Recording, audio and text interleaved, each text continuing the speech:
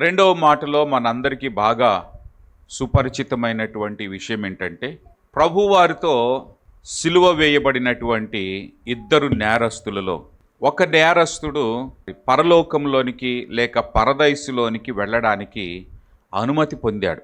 పరదైసుకు చేరడానికి దేవుని చేత అనుమతి పొందాడు. చాలామందికి ఉండేటువంటి ప్రశ్న, బాప్తీసం తీసుకుంటే పరలోకానికి వెళతాము అనేటువంటి ఒక ఆలోచన. మరి బాప్తీసం తీసుకోకుండానే మరి ఆ నేరస్తుడు ఏ విధంగా పరదైసుకు వెళ్ళడానికి అర్హత పొందాడు అనేటువంటి ప్రశ్న చాలా ఎక్కువగా మనకి కనబడతా ఉంటుంది. దానికి దేవుడు బహుశా ఈరోజు మనకు ఒక క్లారిటీ ఇస్తాడని నేను నమ్ముచూ ఉన్నాను. ఒక వ్యక్తి రక్షించబడి పరదైసులోనికి చేరాలి అని అంటే ఒక 4 విషయాలు అతని జీవితంలో ఉండాలి. ఒక 4 విషయాలు అతని జీవితంలో ఉండాలి.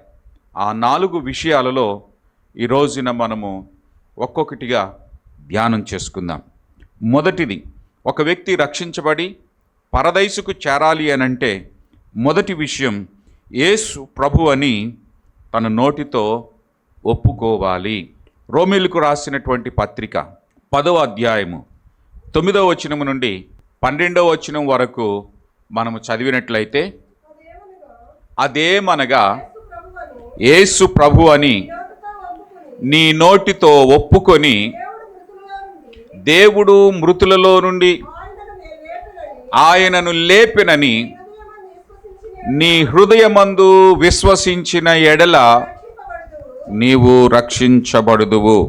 ఇక్కడ దేవుని లేఖనం ఎంత స్పష్టంగా చెప్తూ ఉందంటే, లేఖనం చెప్పుచున్నటువంటి మాట, ఒక వ్యక్తి యేసు ప్రభు అని ఒప్పుకోవాలా. యేసు ప్రభు అని ఒప్పుకోవడం మాత్రమే కాకుండా యేసు ప్రభు అని హృదయమందు విశ్వసించాల. హృదయమందు విశ్వసించడం మాత్రమే కాదు, మరి దానిని గూర్చినటువంటి ఒప్పుకోలు బహిరంగంగా ఉండాల. ఇక్కడ మనం గమనించినట్లయితే ఈ నేరస్తుడు ప్రభువారి మొదటి మాట, మొదటి సందేశాన్ని విన్నాడు. అంత మాత్రమే కాకుండా దానికంటే ముందు మరి అతడు ఎన్నోసార్లు ప్రభు సజీవుడిగా ఆయన వారి మధ్యలో సంచరిస్తూ ఉన్నప్పుడు ప్రభు వారి మాటలు ఎన్నోసార్లు ఆయన విని ఉన్నాడు. గనుక ప్రభువు అనేటువంటి మాట మనం గమనించినట్లయితే, ప్రభువుని గతములో లేక ఒక రాజులను కూడా మనము పిలవాలి అని అంటే ఇంతకుముందు రాజుల్ని ప్రభువు అని పిలిచేవారు. ప్రభువు అని పిలిచేవారు. యేసు ప్రభువు అంటే ఆయన రాజు అని ఒప్పుకోవాలి. యేసు ప్రభువు అంటే ఆయన రాజు అని ఒప్పుకోవాలి. యేసుని రాజుగా ఒప్పుకోవాలి. భూమి మీదికి ఆయన వచ్చినప్పుడు ఆయన రాజుగా ఈ భూమి మీద ఆయన జన్మించాడు.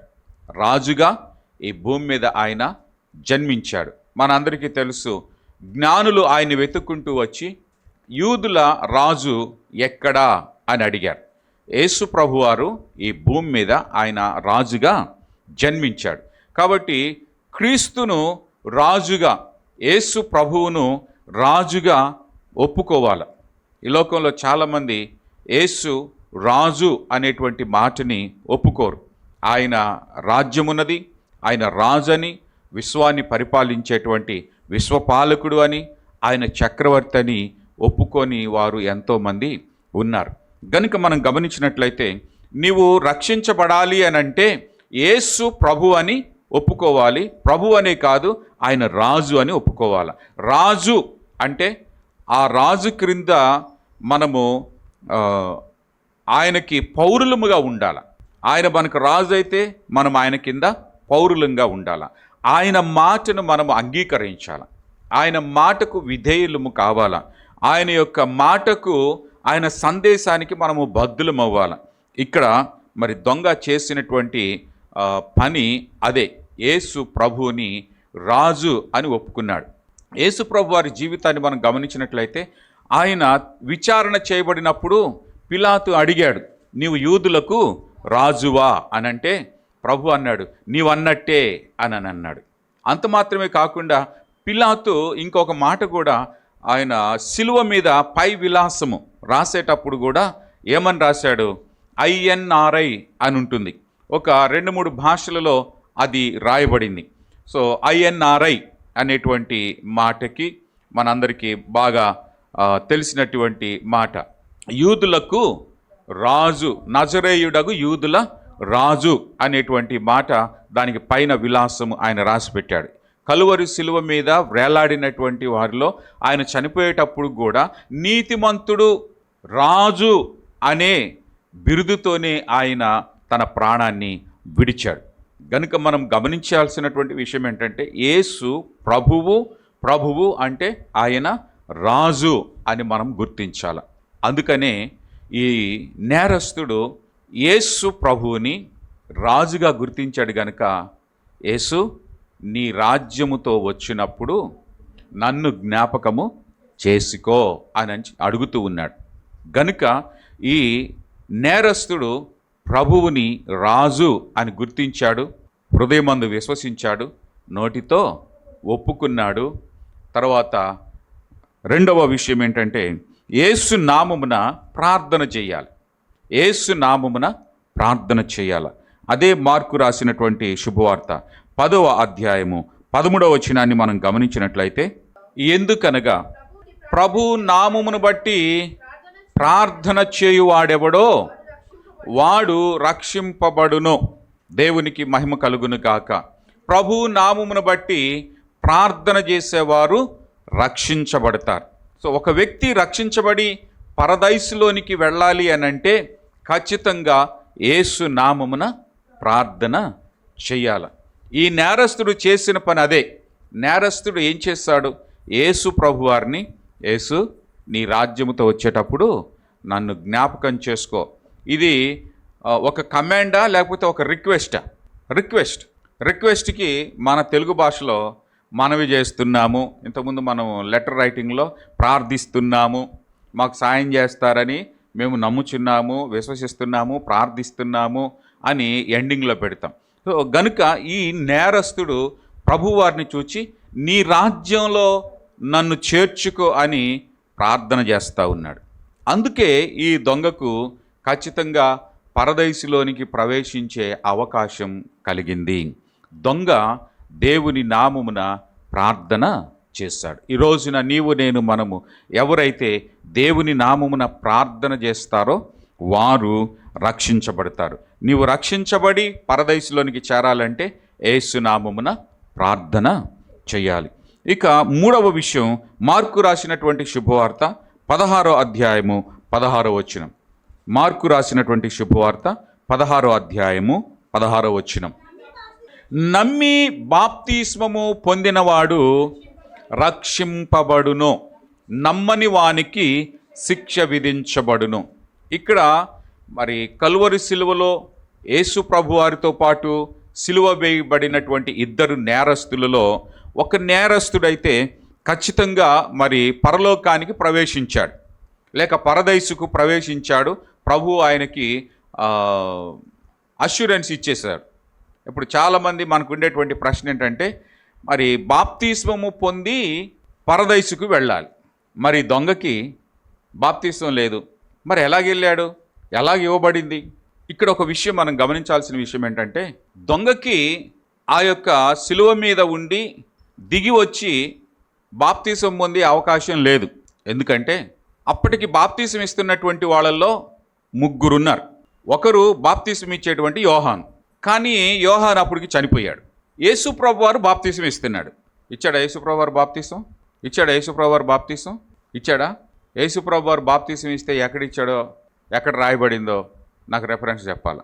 ఖచ్చితంగా ఆయన ఇచ్చాడు. యోహాను శుభవార్త 4వ అధ్యాయం మీరు సమయం ఉన్నప్పుడు చదువుకోండి. మొదటి నుంచి కొన్ని విషయాలు చదివితే మనకు అర్థమవుతుంది. ఆల్రెడీ నేను ఇంతకు ముందు కూడా చెప్పాను, మర్చిపోయినట్టున్నారు. సరే, ఏది ఏమైనా యేసు ప్రభువారు బాప్తిస్మం ఇస్తున్నాడు. ఇప్పుడు బాప్తిస్మం ఇచ్చేటువంటి యేసు ప్రభువారు ఎక్కడున్నారు? కలువరి సిలువలో ఉన్నాడు. ఆయన బయటికి దిగొచ్చి బాప్తిస్మం ఇచ్చే అవకాశము లేదు. పోనీ శిష్యులు ఉన్నారా బాప్తిస్మం ఇవ్వడానికంటే? శిష్యులు ఆల్రెడీ బారిపోయి ఉన్నారు. నేరస్తుడికి చివరి కోరిక తీర్చబడ్డానికి బాప్తిస్మం ఇవ్వడానికి అవకాశం లేకపోగా, తరువాత అక్కడ మనం గమనించినట్లయితే మరి బాప్తిస్మం ఇవ్వడానికి ఎవరు కూడా ఆ రైట్ టైంలో అక్కడ లేరు, దొంగ చివరి కోరిక తీర్చబడ్డానికి. ఇవన్నీ చూసి ప్రభువారి వైపు చూసి ఆయన ఒక మాట అడిగాడు, నీ రాజ్యంలో నాకు చోటివ్వు అని, నీవు రాజ్యంతో వచ్చేటప్పుడు. అయితే ఇక్కడ ఈ దొంగకి కూడా ఒక 2 విషయాలు మనం అర్థం చేసుకోగలుగుతాం. ఈ దొంగలు ఎక్కడోళ్ళు, లేక ఈ నేరస్తులు ఎక్కడి వాళ్ళు? యూదులే కదా. నేరస్తులు ఎవరు? యూదులే. యూదులకు ఒకటి ఆచారం ఉన్నది, సున్నతి చేయబడిన ఆచారం. కాబట్టి వీనికి బాప్తిస్మం ఇచ్చేటువంటి ఆ ఆచారం రాకముందు ఇతడు ఏం కలిగి ఉన్నాడు? సున్నతి కలిగి ఉన్నాడు. సున్నతి పొందినవాడు నీతిమంతుడిగా దేవుని దృష్టిలో ఎంచబడతాడు. సున్నతి పొందినవాడు నీతిమంతుడిగా ఎంచబడతాడు దేవుని దృష్టిలో. వాని క్రియలు చెడ్డవా ఉండొచ్చు, వాని కార్యాలు దేవుడికి అసహ్యమైనవిగా ఉండొచ్చు, అతడు చేసే పనులు తీర్మానాలు శిక్షకు పాత్రుడయ్యేటట్లుగా చేయొచ్చు. కానీ దేవుడు చేసిన నిబంధనలో అతడు సున్నతి పొంది ఉండడం వలన అతడు నీతిమంతుల లిస్టులో జాబితాలో ఖచ్చితంగా ఉన్నాడు, అర్హత పొందిన వాడై ఉన్నాడు పరదైసుకు చేరడానికి. ఇది ఒక ఆప్షన్. అయితే ఇక్కడ మనం ఇంకొకటి గమనించాల్సిన విషయం ఏంటంటే, ఆ దొంగ లేక ఆ నేరస్తుడు బాప్తీసం పొందడానికి ఆ సమయంలో అవకాశం లేదు. ఎందుకంటే బాప్తిస్మం అనేది అప్పటికి చట్టంగా చేయలేదు, అది ఒక చట్టంగా తీర్మానించబడలేదు. పద్ధతి ఇంప్లిమెంట్ చేయబడింది కానీ అది చట్టబద్ధమైనదిగా చేయలేదు. ప్రభువారు మరణించి పునరుత్థానుడై తిరిగి లేచిన తరువాత పరలోకానికి ఆరోహణుడై వెళ్ళేటప్పుడు ప్రభు దానిని ఒక ప్రేషిత ఆజ్ఞగా, ఒక కమాండ్గా చేశాడు దాన్ని. ఆమేన్. గనుక ప్రభువారు పునరుత్థానుడైన తర్వాతనే ఒక వ్యక్తి బాప్తిస్మము పొంది రక్షించబడతాడు అనేది చట్టబద్ధంగా చేయబడింది. ఆమేన్. కాబట్టి ఈ నేరస్తుడు మరి పరదైసులోనికి వెళ్ళడానికి ప్రభు వీనికి ఏ విధమైనటువంటి అధికారాన్ని బట్టి, అర్హతను బట్టి పరదైసుకు వెళ్ళడానికి అవకాశం ఇచ్చాడు అనంటే ఖచ్చితంగా మరి ప్రభువారు దృష్టిలో అతడు ఖచ్చితంగా పైన 2 విషయాలు లేక 3 విషయాలు ఖచ్చితంగా అతడు కలిగి ఉన్నాడు. ఒకటి, సున్నతి పొందున్నాడు. రెండవది, ప్రభువుని రాజుగా, క్రీస్తు ప్రభువుని రాజుగా అంగీకరించి ఉన్నాడు. రెండవది. మూడవదిగా ప్రభు నామమును బట్టి ప్రార్థన చేశాడు. ఈ 3 కారణాలను బట్టి ఆ నేరస్తుడికి దేవుడు పరదైసులోనికి ప్రవేశించడానికి ఒక మంచి అవకాశాన్ని ఇచ్చాడు. చాలామంది అంతకుముందు దినాలలో మనం గమనించినట్లయితే నేరస్తుడు డైరెక్ట్గా పరలోకంలోనికి లేక పరదైసులోనికి వెళ్ళాడు అని అంటే మనకు కూడా ఇప్పుడు అవకాశం లేదు, ఏదో నేను చివరిలో బాప్తిసం తీసుకుంటాలే, చచ్చిపోయేటప్పుడు తీసుకుంటే దొంగకి చివరి దశలో ఇవ్వలేదా అని అంటే దానిని బట్టి నేను కూడా చివరి దశ దాకా ఉంటాననంటే ఎవరో ఆ మధ్య కామెంట్ చేశారు, దొంగని ఎలాగ సిలువేశారో నిన్ను కూడా చివరి రోజులు అలాగ సిలువేస్తేనే ఖచ్చితంగా నీవు పరదైసులోకి వెళ్తావు అని అన్నాడు. కాబట్టి మరి అలాంటి నమ్మకం కలిగినటువంటి వాళ్ళు, అలాంటి విషయాలు కలిగినటువంటి వాళ్ళు మరి దేవుని విషయంలోనికి వచ్చేటప్పటికి మనం ఏ విధమైనటువంటి విధానంలో ముందుకెళ్ళాలంటే చివరి రోజులలో నేను ప్రభువును ఒప్పుకుంటా, తెలుసుకుంటా, బాప్తిసం పొందుకుంటా అంటే ఆ దినాల్లో నువ్వు బాప్తిసం పొందుకునే అవకాశము లేనే లేదు.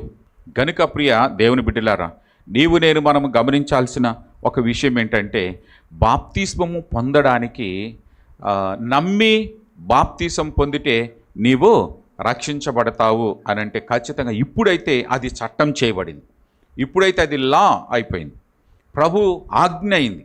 కనుక నమ్మి బాప్తిసం పొందిన వారు రక్షించబడతారు.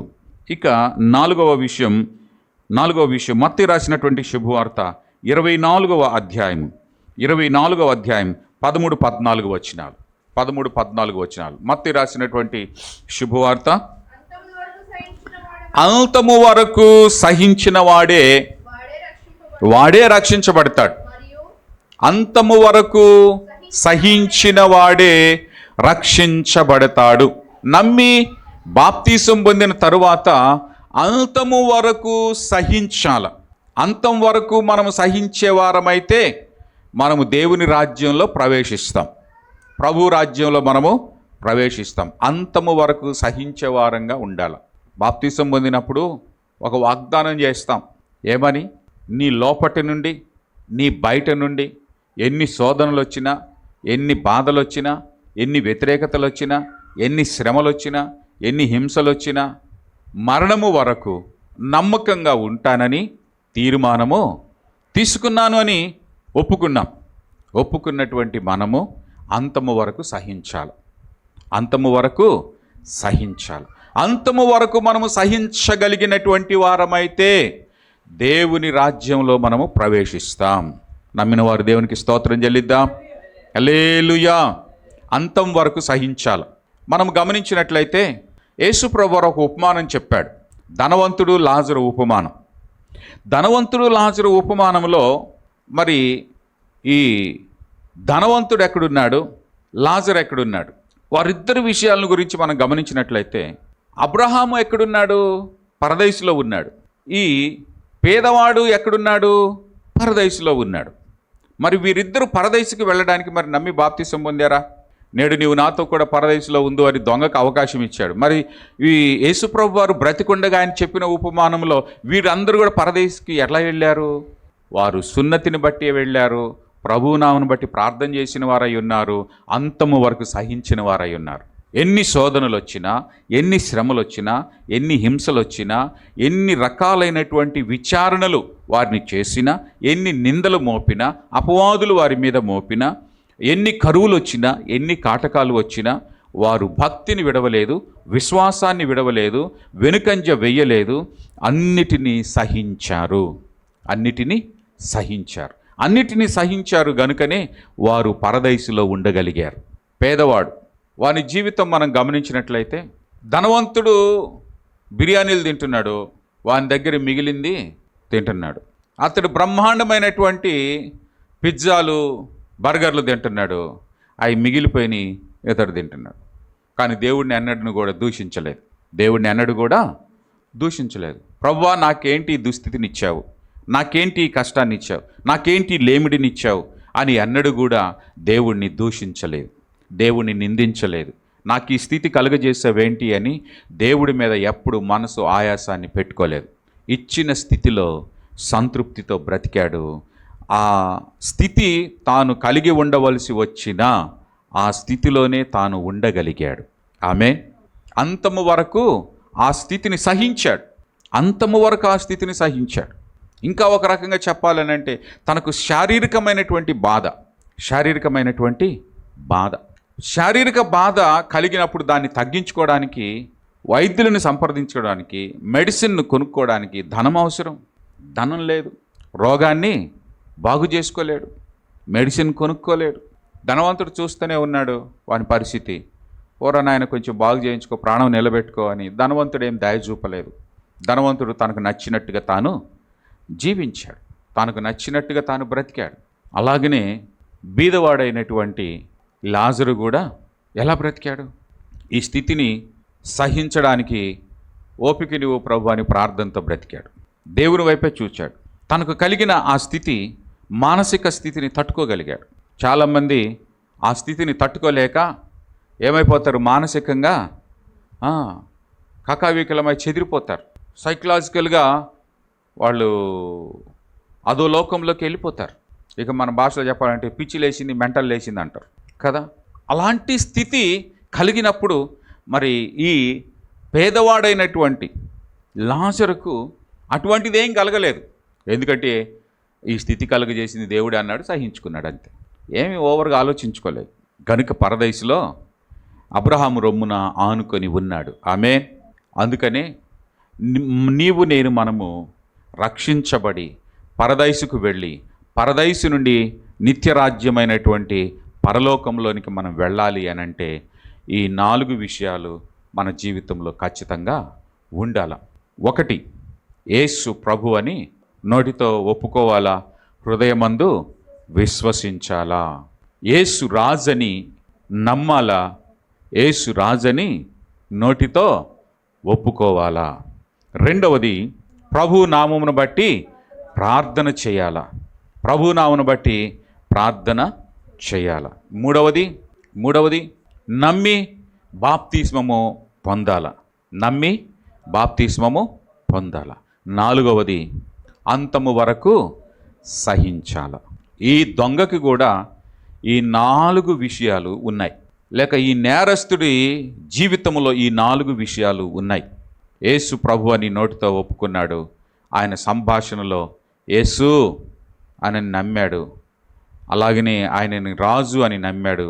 నీ రాజ్యంతో నువ్వు వస్తావని నమ్మాడు.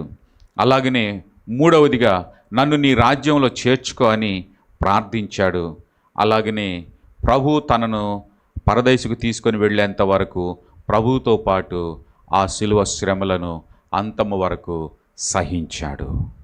దేవుని దూషించలా, అవతల దొంగ దూషించినట్లుగా సహించాడు. ఈ 4 గుణలక్షణాలు అతనిలో ఉన్నాయి కనుకనే అతడు పరదేశులోనికి ప్రవేశించగలిగాడు. దేవునికి మహిమ కలుగును కాక. ఈ 4 విషయాలు మరి లెంట్ డేస్లలో మనమును కలిగి ఉందాం. మనందరము యేసు ప్రభు అని ఒప్పుకున్న వాళ్ళమే. యేసు ప్రభు అని ఒప్పుకున్న వాళ్ళమే. ఆయన నామమున ప్రార్థన చేస్తున్న వాళ్ళమే. ఆయన నామమున ప్రార్థన చేస్తున్న వాళ్ళమే. అలాగనే ఆయన నామములో బాప్తిస్మమును పొందిన వారమే. 4వదే కొంచెం డౌట్. 4వదే డౌట్. ఉందా సహనం? సహనం ఉందా? మనకే తెలుసు. ఆ సహనం ఎంతవరకు మనకే తెలుసు. అప్పుడప్పుడు కొంతమంది డైలాగులు వేస్తుంటారు. రేయ్, నా సహనాన్ని పరీక్షించకురా. ఏంటి? నా సహనాన్ని పరీక్షించకురా. నా సహనము హద్దులు దాటిపోయిందనుకో, ఇక నన్నెవడో పట్టుకోలేడు. ఏమవుతుందో అంతం వరకు సహించాల. ఈ 40 రోజులే కాదు, మన జీవిత కాలము సహించాల. అంతము వరకు సహించాల. దీన్ని మనం ఎగ్జాంపుల్గా, ఒక వ్యక్తి పాలు కొనుక్కున్నాడు అనుకోండి. పాలు కల్తీ లేని పాలు అని టెస్ట్ చేయడానికి టెస్టర్ ఉంది. ఏంటది? టెస్టర్ ఉంది. కల్తీ ఉందా లేదా అని. ఓకే, ఆ మిషన్ మన దగ్గర ఉందనుకుందాం. ఖచ్చితంగా కల్తీ లేని పాలే నువ్వు కొనాలని నీ దగ్గర మిషన్ కొనుక్కున్నావు. పాలు వచ్చినాయి. పాలు వచ్చి నీ దగ్గరికి రాగానే మిషన్ పెట్టావు. మిషన్ పెడితే 100% అందులో ముళ్ళు ఏముండాలా? కల్తీ లేని పాలైతే కరెక్ట్గా 100% అది చూయించాల. ఒకవేళ కల్తీ ఉందనుకో 100% అది చూయించదు. పరలోకంలోనికి మనం ప్రవేశించాలి అని అంటే దేవుడి దగ్గర కూడా ఒక పారామీటర్ ఉంది. దేవుడి దగ్గర కూడా ఒక పారామీటర్ ఉంది. ఇది ఈ 4 విషయాలు. మొదటిది, యేసు ప్రభు అని యేసు రాజు అని నువ్వు ఒప్పుకున్నావు అనుకో, ముళ్ళు 25%కి వెళ్తుంది. పాలు 25%కి వెళ్తుంది. అంటే ఒక మెట్టు ఎక్కేసావు. ఆ తర్వాత యేసు నామమును నువ్వు ప్రార్థన చేస్తున్నావు అనుకో, ముళ్ళు 50%కి వస్తుంది. ఆ తర్వాత నువ్వు బాప్తిసం పొందిన వాడివైతే 75%కి వస్తుంది. ఇప్పుడు సహనం దగ్గరికి వచ్చేటప్పటికే ముళ్ళు కిందికి మీద కొట్టుకుంటూ ఉంటుంది. 100% నీలో సహనం ఉంటే 100% దగ్గరికి వెళ్ళి ఆగిపోద్ది. నీలో ఆ 100% సహనం లేదనుకో, ముళ్ళు ఏమవుతుంది? ఈ మధ్యలోనే కొట్టుకుంటూ ఉంటుంది. 100%కి రాదు, పరదైసుకు చేరలేము. ప్రభు ఆ పారామీటర్ మన దగ్గర పెట్టినప్పుడు, మన బుర్ర మీద పెట్టినప్పుడు, మన మనసు మీద పెట్టినప్పుడు, మన జీవితం మీద ఆ పారామీటర్ని ప్రభు పెట్టగానే అది టక్మని 100%కి వెళ్ళిపోవాలి. వెళ్తేనే పరదైసుకు నీవు చేరగలుగుతావు. ఆమె నువ్వే విధంగా పాలు చెక్ చేయడానికి ఆ చెకింగ్ మిషన్ పెట్టంగానే అది 100% వస్తే ఓకే, కల్తీ లేదు, ఓకే ఇచ్చేసేయి అంటావు. అదే కల్తీ ఉంటే 100% మీటర్ చూపించకపోతే శాతం లేదు, 100% లేదు, ఇంత లేదు, అంత శాతం లేదు, ఇంత శాతం లేదు, దానికి ఇంతే. అది విషయం. గనుక ప్రభు ఆ దొంగకి లేక ఆ నేరస్తుడికి పరదైస్సును శాంక్షన్ చేయడానికి గల కారణం ఈ 4 విషయాలు దేవుని పారామీటర్లో ఉన్నాడు గనుక సంపాదించుకున్నాడు.